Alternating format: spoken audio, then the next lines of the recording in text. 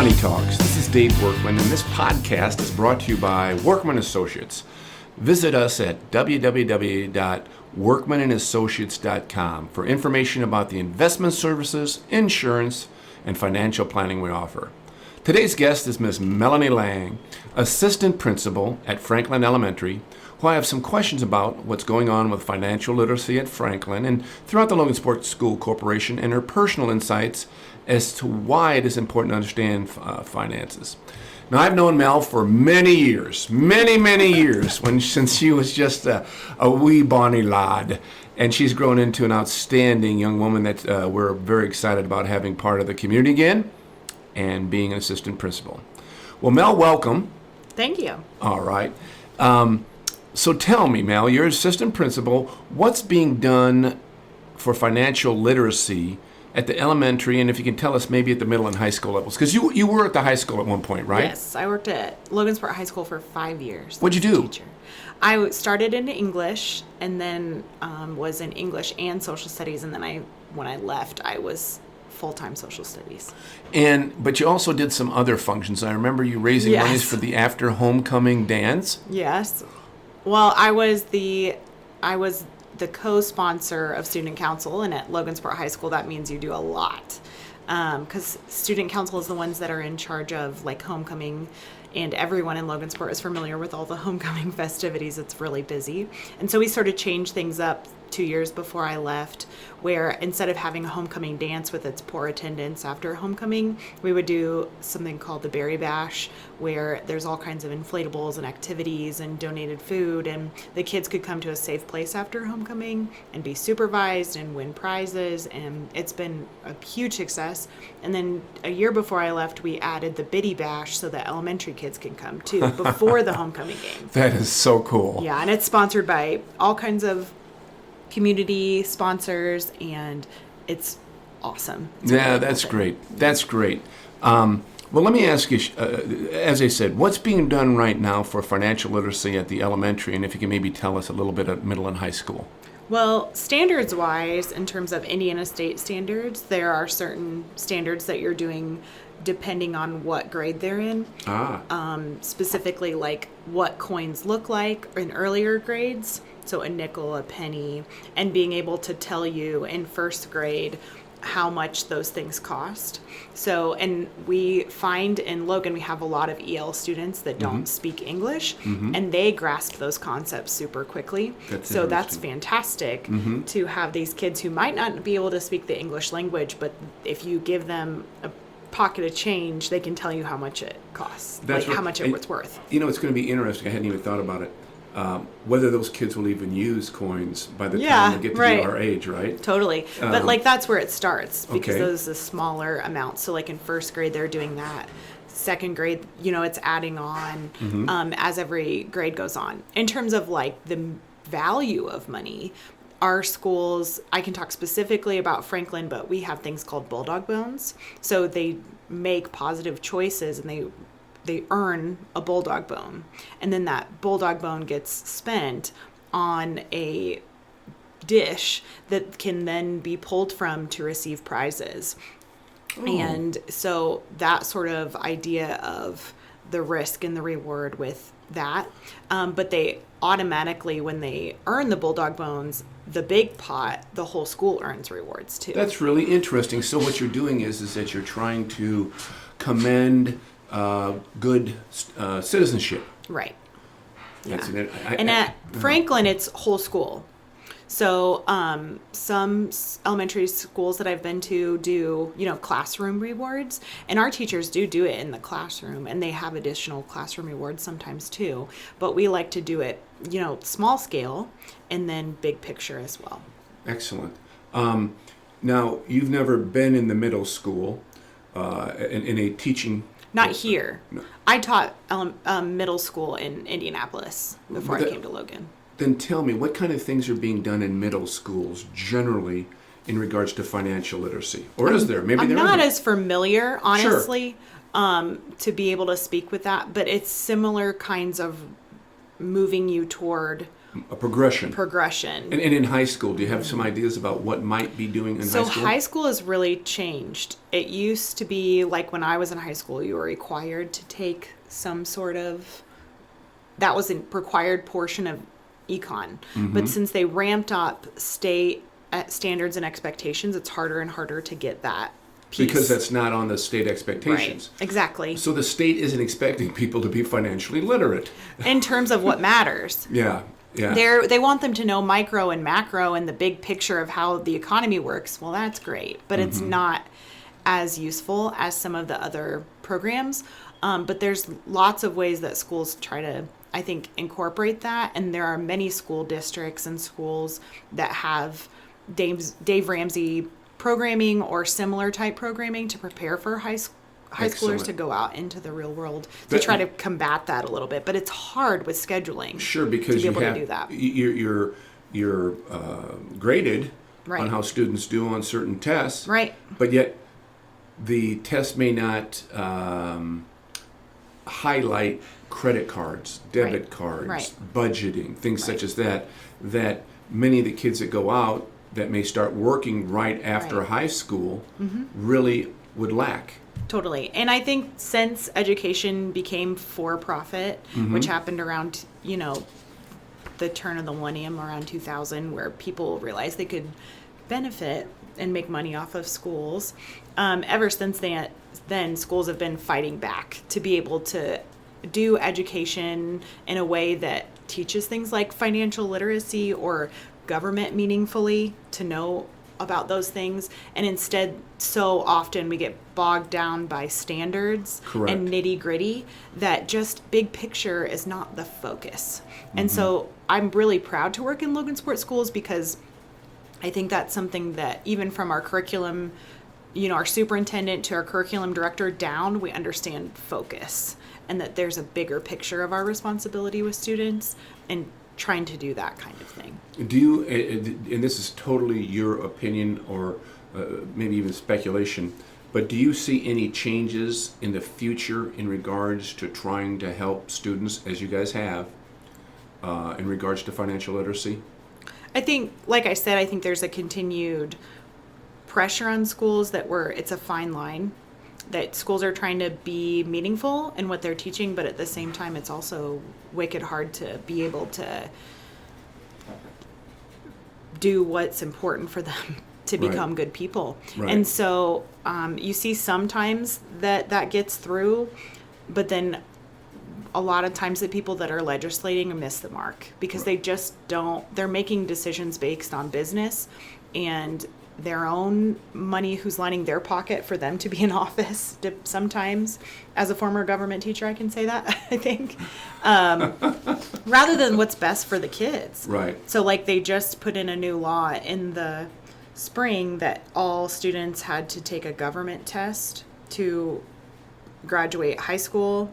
But then the question is, when do you teach government now? Because we were teaching it senior year, have been teaching it senior year, and currently are, because it's right before you go out into the real world. So that's when you need to know government. But if they're going to have to pass the test, you want to give them multiple opportunities to pass the test. So do you move it back? Well, that's not best for the student, So it's that kind of thing where you're just constantly pushing against lawmakers who are not in the school, who maybe have good intentions, but they just don't. They're not educators. So it's hard. Yeah, that is hard. And it's interesting that Logansport, and I know this for a fact because I would go in and work with classes, that they're trying to make sure that financial literacy on an applicable level, not on a 30,000-foot level, but a young person going out, figuring out how to establish credit, how not to get eaten up by credit cards, how to open a savings account, how to do balance a checkbook. Those things a lot of us take for granted, but for young people now, it is so much more difficult with the amount of education that they're forced to have and the advancement of education. I mean, I took algebra, I think, maybe my junior year in high school or maybe my now they're doing it in middle school. Yes. And so to me, it is much more difficult for young people going through the education system, and it seems like it would be significantly more difficult for the administration / educators to implement the mandates Right. coming down from the state. Because, I mean, if you think about just financial literacy, how is it important that I know the details of microeconomics versus I understand what credit score is. Right. And I understand my opportunities with 401ks and those kind of things, or even just basic saving or absolutely not having spend and pray financial right that every check you're going to have enough money right. to pay right versus guns versus butter right but that's not the requirement. Okay. And so it's hard. Yeah, it is hard, and you know, and you can see how it would not benefit the young person coming out, you know, for a majority of them. Absolutely. You know, maybe a few, maybe.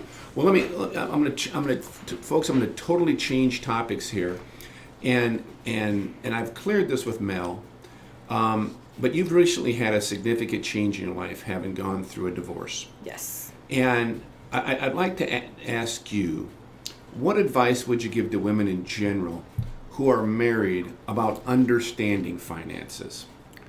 I think my personal life has been really interesting just in how cyclical it's been. So when I was growing up, and you know, my dad passed away when I was 9, almost 10, and he had completely done the financial planning for our family.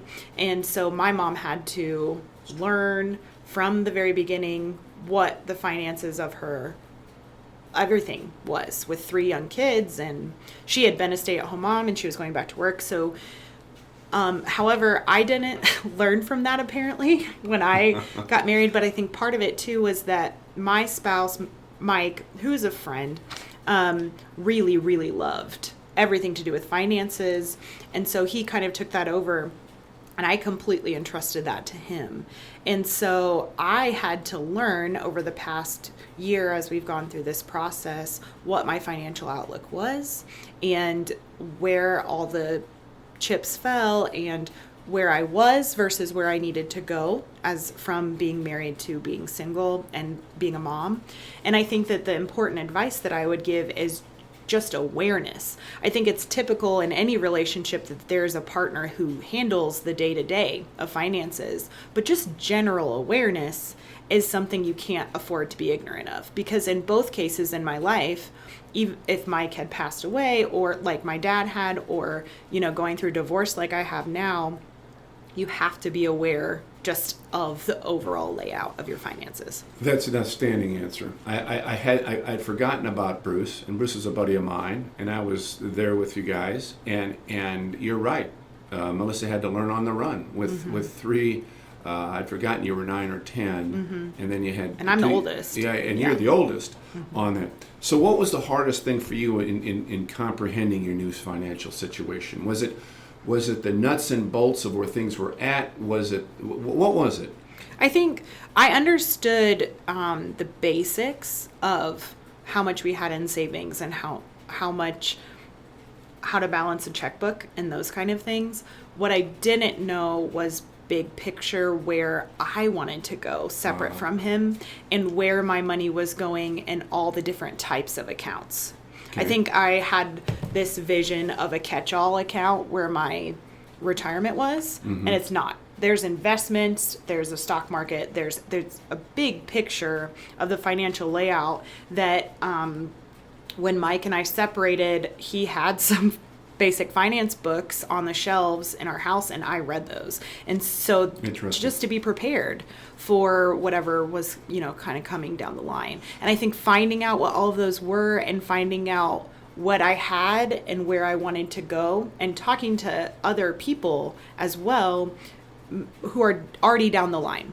So people like you, people like my parents who were able to retire early. Okay, how did you make those decisions? How much were you putting in on average? And other people, you know, that are maybe 10, 20 years older than me, to kind of start to form those things. You know, it's interesting because you actually answered the next question I was going to ask. How did you go about learning? Yeah. But it was really, and I think your answer was fascinating in the fact that it was really no one thing. No. It was no one person. No. Books. Yeah. Parents. Right. peers, people that were older than you, Yeah. Investment professional, but it was this whole list of ingredients that got you to the point that I know Mel, and I can tell you that she is significantly more comfortable now Right. on things and is asking the right questions, but might not have been able to ask those right questions had you not done some studying, Right. had you not gone out and talked to people about that. That's a great answer. Sure, and that's completely interest level too. Because I had done Dave Ramsey with Mike when we were married, and it was interesting, but not enough for me to continue to care about. And Mike always answered my questions about what things were, but I didn't put an emphasis on it. You know what I mean? I didn't commit it to memory. And I think that once it was very clear that I was going to be single again, that was the choice, that we were going to divorce, it became real, and it became, I have to know this now. And I think every adult should walk into it like that. I have to know this. This is my life right now and my future, and I have to know it. And it's interesting to me because there are so many people that will come to my office and say, well, I don't really know this.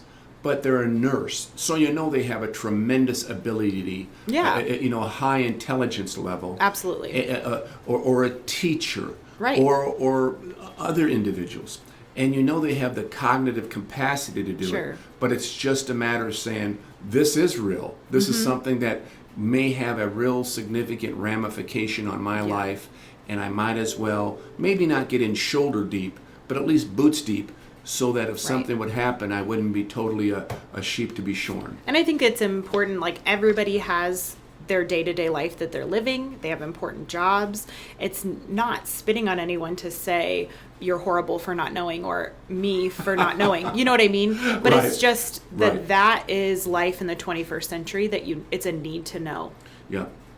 And as I said, I love the idea of how you went about doing it, because I only saw one part of it. Right. I knew you'd talk to your folks, but I didn't know about the books. I didn't know about you talking to people in the future. Sure. And even Mike, was a good resource just in terms of what were the decisions. Which is not always the case in a divorce. Absolutely. And Mike and I are very fortunate in that, we went into it going, we have a child, a 4-year-old. Which is not always the case either, Mel. Right. And we shared our life together since we were in high school. Right. So how did you make those decisions, which determine my past financial picture?